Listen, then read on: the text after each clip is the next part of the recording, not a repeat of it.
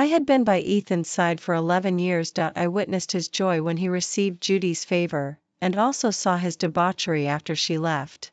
When he finally noticed me, everyone said I was lucky, as if I had waited for the prodigal son of the Ethan family to turn over a new leaf. Looking at his lips that had kissed countless people and his collar smeared with numerous lip prints, suddenly, I didn't desire him as much anymore. With his eyes red, he knelt at my feet, begging me to love him. I said, "You're so dirty. Why must one always forgive a prodigal who turns back? I'm just disgusted by the lingering perfume scent on him that can't be washed away." This was my 4th year working as Ethan's secretary. At 11 o'clock, the phone by my pillow vibrated. I picked it up and saw it was Ethan. "Hello?" He must have been drunk. His voice was hoarse and tinged with a sense of grievance, like a little kid waiting for their parents to pick them up in kindergarten. "Jane. Jane." He mumbled my name vaguely, as if he were being coquettish. Every time he spoke, it seemed as if he loved me deeply. Sadly, with such a gentle tone, I didn't know if he was actually calling out to me or missing his first love, Judy, who had been abroad for 6 years. She was the moon in Ethan's heart, the girl of his dreams, his muse in this world, and the missing rib in his creation. And I, Jane, was the shadow behind Ethan, a joke known to everyone, a piece of fluff trampled into the lowly dust. Jane, Judy. I used to hate how just one letter difference could lead to such a huge gap in our fates. Later, I realized it was simply because she was Judy. From behind him came a delicate female voice, "Master Ethan, I've already taken a bath." He used to be such a proud person, like the unreachable moon in the sky, only to be admired from afar. Since Judy abandoned him, took the breakup fee from Ethan's mother, and went abroad to study, he had started frequenting various bars, attempting to cover up his downfall with one passionate encounter after another. Ethan had since become a well-known playboy in the circle. I hated Judy for making my moon fall into the mire. When I found Ethan, drunk out of his mind, in a bar, he was closing his eyes and playfully pressing his lips onto the face of a scantily dressed girl beside him. I grabbed his collar at that time and asked him why he had become like this. I questioned what was so good about Judy. He was stunned for a moment and then suddenly started to cry. He told me, "Because she's Judy." Later, he became the young and successful President Ethan again, but the scandalous affairs since then had only added to his charm. He would randomly pick someone who caught his eye and randomly start a short-lived passionate relationship. Finally, he would ask me to send expensive breakup gifts. He told me, "Jane, look, I'm still living a good life." But he didn't know that his expression at that time was as desolate as an abandoned child. I used to be angry, jealous, and in pain because of this, and pathetically, I also felt a tinge of secret joy from the fact that he would never fall in love with anyone other than Judy. But I don't know when it started, but I actually felt numb. His call still hadn't ended. I heard him angrily tell the woman on the other end of the phone to leave, and then pitifully hold the receiver. "I want to go home, Jane. Will you come and pick me up and take me home?" I don't know if it was out of habit or some other reason, but I could never refuse him. But actually, I kind of wanted to laugh. "Your home isn't with me. Why are you calling me, Ethan?" Sure enough, I found Ethan, drunk out of his mind, in the hotel. The owner of the female voice on the phone was nowhere to be seen. Only Ethan was left, with a half-formed lipstick mark on his collar, sitting obediently on the sofa waiting for me to take him home. A long time ago, I always picked up Ethan in front of the hotel, fresh and with his hair still damp. At that time, every time I saw him like that, it felt as if my heart had a hole in it, and cold wind was whistling in, making my limbs go cold. I was always standing behind him, waiting for his sporadic outbursts of passion, and then picking out all kinds of exquisite gifts for the women who slept with him in his arms. Now, my being at his beck and call seemed more like a habit formed from being with him for 11 years. It didn't hurt anymore, just an endless disappointment and exhaustion. He snuggled up to me, pressing half of his body against mine and putting one arm around my shoulder, as if trying to hold me in his arms. He mumbled with grievance, "Jane talked to Minister Cho today, and ignored me. Does Jane like Minister Cho more than me?" I don't know why he could always ask those questions that made me have illusions and lose my sense of propriety. I replied, "No, it's because President Ethan, you're drunk. You never used to call me President Ethan before." Yes, I was so naive before. I always liked to show my closeness to Ethan in little things. Only later did I realize that closeness never needed to be deliberately shown, it would show in his eyes. The sound of his mumbling gradually died down as he fell asleep directly in the back seat. When I was about to wake him up, I noticed the dropped phone flashing a faint light in the enclosed car compartment. There was a new message. I was just going to pick up the phone when, unexpectedly, I saw the lit-up screen. The contact's note wasn't the usual businesslike name but a rather doting baby pig with a small heart at the end. "I miss you so much, Ethan. Do you miss me? Would you be happy if I came back?" A string of messages on the screen. But I felt a chill throughout my whole body. My intuition told me that the person was Judy. Ethan's head was slightly drooped, and he was already fast asleep. He murmured in his sleep, "Jane. Jane." I looked at him. "Who are you thinking of?" From the first moment I saw Judy, an indescribable intuition in me was screaming, "I don't like her." Perhaps it was because Ethan was always special to her. He would bring her breakfast, remember the things she didn't like, and stay up all night writing a thick notebook of notes to tutor her. Or perhaps it was because of my sensitive and pitiful inferiority complex. Compared to me, who was dull and dusty, Judy, who could play the piano, dance, and had a sweet smile, was more like a little princess. She didn't like me either. It was strange, but from the very first second our eyes met, I could feel the faint hostility she had towards me. She would deliberately act coquettish and joke in front of Ethan, making me look like a dull stone. She would pull Ethan away when he and I had arranged to have tutoring together, either to go shopping with her or to explain problems to her. They were just the little tantrums of a young girl being coquettish and jealous. I didn't care. Ethan could see it clearly too, but he still smiled and said to me, "Judy is just being childish. You have a good temper. Just be more tolerant of her." In front of Judy, I was always the one who had to make concessions and endure. It was disheartening to say, but this time I didn't think I would win either. I was too tired. I had been with Ethan for 11 years. From the time he first pulled me out of my muddy family until now. I don't know if he had noticed that I liked him, but it didn't matter anymore. Just like that affected saying, if he was really interested in me, we would have been together long ago. When I heard this sentence before, I just thought it was pretentious and annoying. I didn't expect it to fit my situation so perfectly now. Back then, he had Judy by his side. But after Judy left, I accompanied him for 5 years, yet he would rather be debauched among the flowers than look at me behind him. The sunk cost I had invested in him was too high, so I was in pain and reluctant to let go, wasting year after year. But when there was no chance before, now that Judy was back, how could I delude myself into thinking I could compete with her? It would be better to leave on my own and have some peace. It would also save the scene from being too ugly. It was already late at night when I got home, but I didn't feel sleepy at all. So I simply turned on the computer and drafted my resignation letter. The resignation application usually needs to be submitted about a month in advance, and the work handover needs to be done properly during this period. So early the next morning, I first handed the resignation letter to the Human Resources Department. Xiao Zhang, who was in charge of the handover, was dumbfounded, looking at the document, not knowing whether to take it or not. "No. Jane, are you really resigning?" "Yes," I smiled.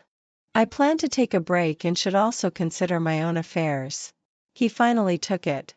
When I was sorting out the materials, Ethan walked over, stretching lazily, like a big cat that had just woken up.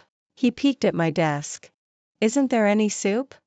Yes, when he used to get drunk before, I would always make soup for him the next day and bring it to him, saying it was good for his stomach. However, since I had already made up my mind to draw a line, those overly affectionate and unnecessary gestures were better off abandoned. So I didn't make soup for him today. I shook my head. "Master Ethan, do you have any idea how troublesome it is to make soup? You called me over so late last night." How could I possibly have the time to make soup? Even if I did have the time, I wouldn't do it for you anymore.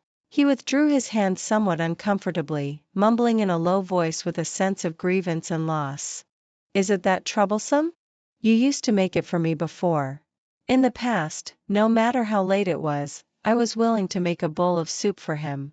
But now, I just don't want to anymore. It's not that I can't do it, but that I want to let go. I waved my hand at him. Go to work quickly, Master Ethan. There are so many documents that need your attention today. But in the evening, he called me into his office with a sullen look on his face. He was holding a piece of paper in his hand, which was already wrinkled. Frowning, he tugged at his tie and asked me, Jane, have you been very tired working in the company recently? Has anyone been bullying you? Is your salary too low? He asked a whole string of questions. I knew he had seen my resignation letter. I shook my head. You know, no one would give me trouble. When Ethan first decided to make a name for himself on his own, he said he needed me. So I didn't ask any questions and followed him from scratch to where we are now. Watching him transform from Ethan to President Ethan, I could say that I helped build the framework of this company together with Ethan, and everyone knew that. So really, no one would deliberately make things difficult for me. Similarly, no one would have thought that I would leave. He spread out the resignation letter. Then why do you want to resign? Before I could reply, he played the spoiled brat. I won't allow it. 05 I knew he was just not used to my sudden departure after I had been with him for such a long time. After all, even if you raise a dog, after so many years, you should have some feelings for it. In the end, despite his persistent pestering, he didn't give in. He just asked me to take a leave and have a rest. I thought that when Judy came back, he wouldn't be like this anymore. He would consciously draw a clear line with me. After all, it was he who apologized to me at the beginning and said, Jane, let's keep in touch less in the future. My girlfriend will be unhappy. I hadn't been to the company for a week. I didn't want to see Ethan anymore, nor did I want to get entangled with him again. Ethan was always persistent. He called me and ordered my favorite meals for me. I knew that it was difficult for that restaurant to deliver, so he must have put in a lot of effort. Jane, was the meal today delicious? Jane, what would you like to eat tomorrow? Jane, my stomach was uncomfortable today. I didn't get to drink the soup you made for me. He doesn't love me. Why does he keep giving me the wrong impression? Ethan had always been the proudest. He had never been in the same world as me. Just like when we first met, the proud young master got out of the car wearing beautiful clothes that I had never seen before. His shiny leather shoes stepped in the muddy water of the alley, splitting my life into two parts from then on. At that time, he looked at the muddy ground with disgust but said to me, I'm here to help you. He wasn't a person with a good temper. He didn't even want to beg pitifully after Judy left. So I didn't reply to him and ignored him. He wouldn't be able to persist in for a few days. Jane, do you know how much impact your departure will have on the progress of the company's projects? I look for you every day. Why can't you meet me just once? Don't regret it. I won't look for you again. But at 12 o'clock in the morning, he sent another message. Jane, I miss you. 06 During this period, my high school classmates organized a reunion and invited me to attend. Usually, Ethan hated participating in such activities the most. Especially after breaking up with Judy, their relationship was known to everyone at that time, and it was really ugly afterwards.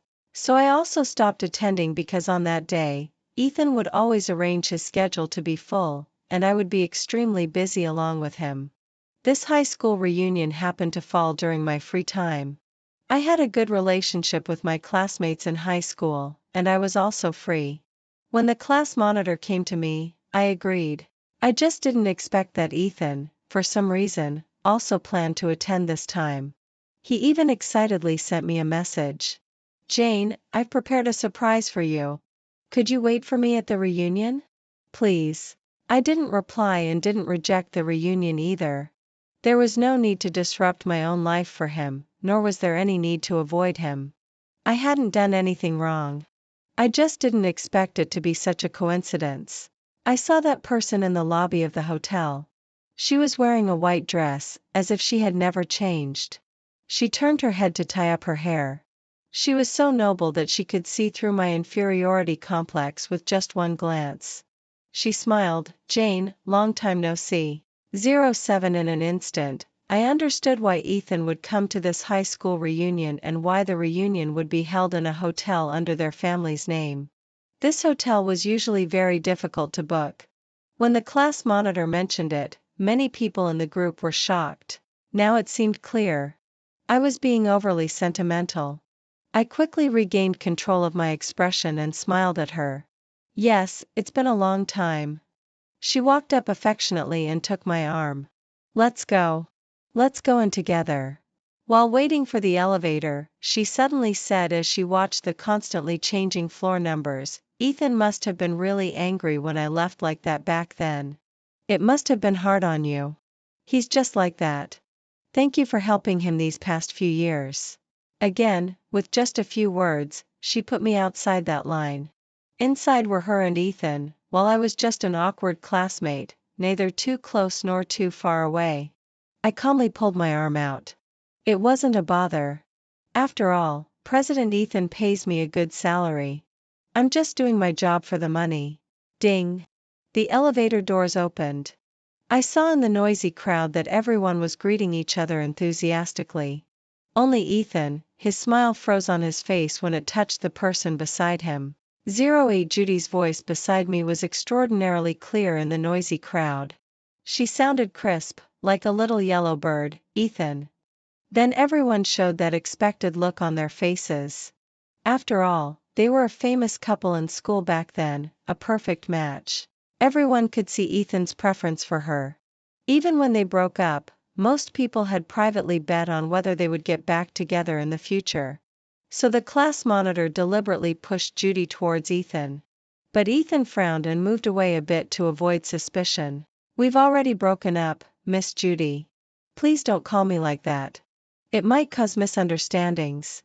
Judy then lowered her eyes, showing a hurt expression. And he turned to look at me. I avoided his gaze and first chose an empty seat with people on both sides to sit down. The class monitor then tried to liven up the atmosphere by joking. "Everyone, just sit anywhere. The dishes will be served soon." Ethan seemed a bit anxious and kept sending me text messages. "Jane, I have nothing to do with her anymore. Jane, I've prepared a surprise for you today. Can we go out and have a look later? Just for a moment, just one moment. You don't like being talked about by others, so I specially found the rooftop. It's in the small garden on the rooftop. I'll wait for you, no matter how long it takes." I made up my mind not to pay attention to him. When Ethan left his seat, he looked at me. His eyes were extremely intense, but I was a coward. I turned my head and discussed the current work situation with the people at the neighboring table. When the high school reunion was almost over, it suddenly started to rain heavily. I suddenly remembered Ethan who said he would be on the rooftop. He had been out there for 2 hours already. He had always been a young master with a temper. I had left him waiting for so long. He wouldn't have waited until now. He wouldn't. But what if? I grabbed an umbrella and walked upstairs, almost uncontrollably. Just one glance, only one glance. What did I see? Under the pouring rain, there were flower clusters that, though messy, could still vaguely show signs of being carefully arranged. The flowers were battered by the rain, and there was the disheveled figure of Ethan. And Judy, holding an umbrella, with eyes full of tenderness and pity. What a huge surprise it was. 09 To be honest, deep down I probably knew that this was mostly prepared for me. But seeing the scene of them standing together, they looked so well matched. So dazzling. My heart still felt as if it was being soaked in the venom of jealousy, throbbing with intense pain. It was just like my repeated unrequited love many years ago. As if having a premonition, Ethan turned around, looking at me in a flustered manner. "Jane, it's not what you think. This was prepared for you." The bouquet in his hand was in a mess, battered by the rain, and he blurted out in a hurry, "I like you." I held the umbrella, looking at Ethan, who looked like a drenched puppy, and Judy behind him. I really would call this one of the most dramatic scenes in my life. Confessing to his assistant in front of his ex-girlfriend. I had imagined this many times. I thought I would be pleasantly surprised and would immediately say yes. But when it actually came to this point, I only felt tired, terrified, and an indescribable discomfort. It was like being a thief who took advantage of an opportunity. At the same time, his past of being promiscuous and entangled came to mind. He had never been secretive about it from me before. I used to love him the most because of that hand he extended to me against the light. My mother, who passed away due to illness, and my lazy father made that poor family even more unbearable, with drafts coming in from all sides. And later, my father left too. So, in a daze, I was really left all alone. Later, they said that there was a kind-hearted person who wanted to sponsor me. And then, I met him. He got out of a seemingly expensive car, dressed like a delicate little prince. His shiny little leather shoes stepped in the muddy water in the alley. Looking at the mud stains on his shoes, I suddenly felt a bit awkward. But he smiled and asked me, "Are you Jane?" They said that he was the youngest son of the kind-hearted family that sponsored me. But tonight, when I looked at him again, suddenly I couldn't find any trace of his former self. The former Ethan was like the kind moon in the sky. What about him now? He didn't need useless pity, nor did he want exclusive deep affection anymore. He pursued excitement, benefits, and passion. On this rainy night, I didn't say yes to him. Cakes and flowers, however, came more and more frequently. 3 days after Ethan's confession, Judy contacted me, wanting to meet me. We made an appointment at a coffee shop. She arrived early. The first thing she said after I sat down was, "Jane, you're so stupid. You shouldn't have spent so much time on a man."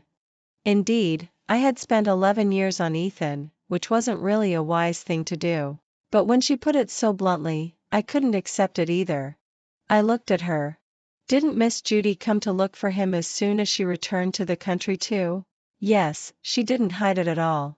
But I'm not that stupid to believe in love. It's just that the name of the Ethan family is really tempting. When I was with him back then, he could give me benefits. Later, his mother could easily pay for all my expenses to go abroad, so I obediently left. Now I need to use the name of the Ethan family to build momentum, so I'm back. Everyone is doing things for themselves. Poor girl, do you think he'll be moved by what you've been doing silently?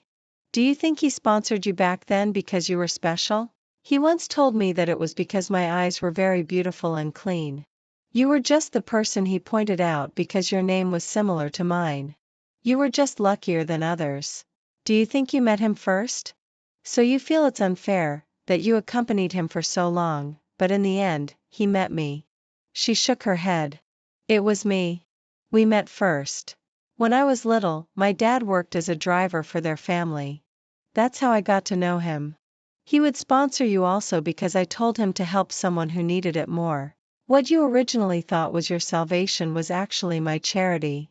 I hated this name so much, but it was also because of this similar pronunciation that I was able to break free from the mire in the first place. What kind of illusory love had I fallen in love with after all? Seeing Ethan blocking the door of my house again, I felt annoyed. He smiled and lifted the small cake in his hand. I made it myself. Isn't it your favorite? I remembered Judy's words and simply asked him directly, "Ethan, I want to ask you, why did you choose me back then?" He was stunned. Because your eyes are very beautiful." Is it really not because of my name? You and Judy knew each other before, right? I don't have the right to ask why you didn't tell me about this, but was there really no part of the reason you chose me because of my name? And wasn't your later care for me because of this name? My series of questions made him unusually at a loss. I thought before that the fact that we knew each other wasn't really an important thing, so I didn't tell you. I don't want to lie to you, Jane. Maybe there was a little bit of this reason at the beginning, but I can tell you and Judy apart. I've never regarded you as her. I was still grateful to the Ethan family for sponsoring me, but my feelings were based on a wrong start. Now, along with that, my feelings have collapsed too. Disliking someone can happen in just an instant. Thank you, President Ethan, for sponsoring me back then. I'm sorry for delaying the progress of the company's projects due to personal reasons for resigning. I'll sort out the handover materials as soon as possible. Please maintain a normal social distance from now on. He didn't expect me to draw the line so clearly. Jane, don't you like? He swallowed the rest of the sentence, but I had already understood what he meant. He knew I liked him, but he watched me secretly loving him like a fool. The original disappointment and exhaustion all turned into anger. I grabbed his collar. I like you? Do you know I like you? Do you think it's fun to order me around like a dog? No. I had never thought that I could hate him like this. I threw away the cake in his hand and pushed him hard. Go away. I don't want to see you. You're disgusting. He was stunned, murmuring in a hurt voice, but, the cake. Haven't you had enough of making me a clown for so long? I could hardly maintain my last bit of dignity. Get out. I deleted all his contact information and completed the resignation procedures. However, Ethan was determined to keep pestering me. There are only so many ways to pursue someone. Since I didn't want to have any more interactions with him, he would squat in front of my house every day. Holding yellow roses, he hurriedly stopped me. Jane, I frowned. I told you I don't want to see you again. This is already harassment. I'm here to apologize. I bought you a gift, you actually didn't do anything wrong. It was me who forced myself to like you. There's no reason why you must like me too. In the end, I'm the stupid one. I looked at the so-called gift he brought with familiarity. Who picked this gift this time? Xiaozhang or Shaoli? Before, every time Ethan wanted a long-term and stable physical relationship, he would always ask me to pick out the so-called gifts. His face turned red with anger. How can you say that? I picked it myself. Apologizing is your business, and not forgiving is mine. You can go now. After rejecting him several times in a row, he started to wait outside my building. I had told the doorman not to let him in, so he moved to the entrance of the community. He was good-looking and wealthy. After a while, many people actually knew about this rich and infatuated man. Without the filter, however, I just felt extremely embarrassed every time I saw him. However, I didn't expect that trouble would come looking for me too. 12 When I opened the door after being knocked, I was stunned for a few seconds. I recognized that face. It was Annie, with whom Ethan had ended a fixed relationship about half a year ago. She was always well-behaved and never caused any trouble. She had been with Ethan for a long time. I had delivered many things to her on behalf of Ethan, so I still remembered her. Her eyes were red from crying, and she was pregnant with a big belly. Secretary Jane, I really don't know what to do. She was pregnant and firmly claimed that the baby was Ethan's. After all, Ethan had been promiscuous for such a long time. Although precautions were taken each time, accidents were inevitable. I've already left the job. I can't help you. Besides, if you're pregnant, you should go to Ethan. It's useless to come to me. And you shouldn't even know my address. Who told you? She hung her head low, only knowing to cry. I was a bit impatient and didn't want to clean up the mess for others, so I directly called Ethan.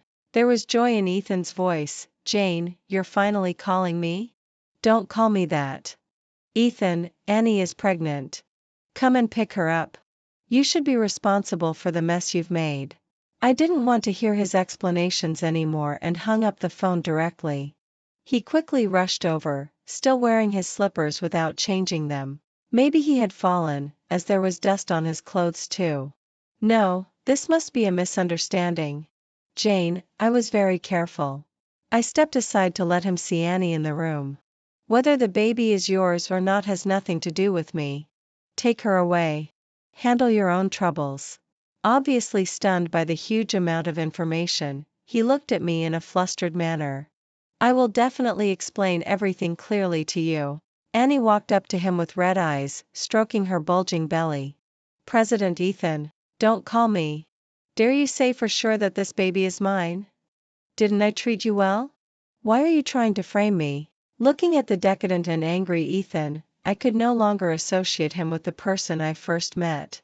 Go and handle it. There's no need to explain to me anymore. 13 I saw Ethan again a week later. He stood at my doorstep looking exhausted, holding a bunch of reports in his hand. Jane, I'm innocent. Her baby isn't mine. She's trying to frame me. She did it for money. When she was with me, she was also dating another boyfriend. That boyfriend got her pregnant and then didn't take responsibility, so she came to me. I looked at him coldly in his somewhat crazy state. So what? I didn't get her pregnant. He stammered to defend himself. I'm not disgusting. You're not disgusting? It was like I had heard the funniest joke. You never touched her? Don't deceive yourself, Ethan. Don't you think I've seen you with lipstick marks on your face and your clothes in disarray? Don't you know how many gifts I've picked for your lovers? Should I forgive you, be with you, and then help you deal with those exes who might show up pregnant at any time? Do you still have the nerve to say you're not disgusting? He seemed to lose all his strength and knelt on the ground, with the papers scattered all over. He grabbed the corner of my clothes futilely. I'll change, Jane. Believe me. I know I was wrong. I'll change. I looked down at him and passed the final judgment. Everyone says a prodigal son can turn back, but why do you think I'll always be there waiting for you? I don't want to wait for you anymore, Ethan. I think you're dirty and disgusting. He flinched when I said that. You can continue to love many people, and you can also have many people love you, just like before. But don't come to me anymore. I don't want cheap regrets. 14 After saving enough money, I bought a small house in a second-tier livable city and recently found a job there too. I like that city very much. The air is fresh, and the pressure is low. I packed my luggage and bought the nearest plane ticket. China is so big. It's difficult to meet and get to know someone, but it's easy to part. Barring any accidents, this is the end for Ethan and me. We won't see each other again. It's time for me to start my new life. Ethan's side story. My name is Ethan. I'm 32 years old. I'm single and unmarried, and I have a secret crush. Her name is Lynn Jean. When I was 8 years old, I was locked at home all day to study piano, math, and other courses. I had very few friends. My father's driver had a daughter named Judy. She was about my age and looked like a doll. Sometimes her father would leave her at our house and ask the nanny to look after her for a while. As time passed, we became familiar with each other. Before her father left his job, she said to me, "You're so rich. Why don't you help others?" So when my father asked me what I wanted for my birthday, I said, "I want to help others." They laughed, and later they brought a bunch of materials for me to choose from. My mother said, "Ethan, you can use your pocket money to sponsor other little kids." So from this bunch of materials, I chose a girl. Her eyes were very beautiful, shiny. Her name was Jane. It was similar to Judy's name. I thought, that must be her. At that time, Jane lived in a dilapidated alley, looking skinny and dirty like a stray cat. Later, she became my little follower, always looking at me with those shiny eyes, with an adoring look. After entering high school, I met Judy again. She was learning dancing, and we became familiar with each other again. So everyone often teased us, saying we were a perfect match. I didn't dislike Judy, and everyone around was in love. My friends all said that I liked Judy because she was smart and beautiful. So I asked Judy, "Do you want to be with me?" She said yes. What troubled me was that after that, my little follower and I started to become distant. Originally, she only kept a distance from me in class. But Judy told me that love should be faithful. If you're in a relationship, you need to keep a distance from other members of the opposite sex. And it was obvious that I and Jane had exceeded this limit. She said that it would hurt Jane. So I sent a message to Jane, roughly saying, "I'm already in a relationship. It's better for us to keep a distance." Judy always told me how much she liked me, but later she took my mother's money and left. I was very angry. I wanted to prove that I didn't lack company. When people in the bar pushed a girl into my arms, I didn't refuse. Everyone was like this, so I started too, changing one after another, pursuing short-lived passion. I thought it was okay. I always called Jane when I was drunk out of my mind because she was always by my side and was the person I trusted the most. My friends all said that she liked me, but I didn't think I liked her. She had known me for 11 years. If we were going to be together, we should have been together long ago. Moreover, a romantic relationship is the most unstable. So I played dumb and accepted her kindness without any qualms. But I forgot that unrequited feelings would always be worn away. So Jane handed in her resignation to me. I had never thought of the possibility that she would leave me, and I didn't think I couldn't live without her either. But when I actually saw her resignation letter, I felt a moment of panic. I begged her to take a leave and asked her to think it over again. She couldn't possibly find a job with better treatment. Later, I realized that I really couldn't live without Jane. I love her. I started to hope that she would change her mind, and I was quite sure that she would. After all, she liked me so much. I made a cake for her with my own hands and prepared surprises for her. But she didn't show any sign of softening. Fate played a big joke on me. Judy came back, and Annie got pregnant. These two things hit me one after another. When I saw Judy again, I didn't have any feelings. I only hoped that Jane wouldn't misunderstand. But it seemed that she didn't care about anything. Annie was pregnant. I didn't dare to completely deny that the baby wasn't mine, but I could only deny it. If it was, Jane would definitely never accept me again. For the first time in the true sense, I realized that I was a bad person, playing around in the world, irresponsible. How I wished I could go back to the past and not commit so many stupid things again. But it was useless. Fortunately, the baby wasn't mine. I immediately went to explain to Jane. She looked at me with undisguised disgust in her eyes. "I think you're dirty and disgusting." I flinched, but sadly, I found that I couldn't refute her words. Her words were like knives. I didn't dare to look at her and could only run away in a hurry. I didn't expect that once I ran away, I would never see her again. When I visited again, the landlord only said, "The tenant here has already moved out." The sun was shining brightly that day, but I felt so cold. My love was frivolous and casual, so she didn't believe in it anymore. China is so big. Looking for someone isn't as simple as in novels. I've been looking for you for 3 years, Jane. Fate favored me for 11 years, but now I can't find you. My mother urged me to go on blind dates, but I turned them all down. Some people of similar age have already had children. I owe you 11 years, so I'll look for you for 11 years too, Jane. I'm sorry.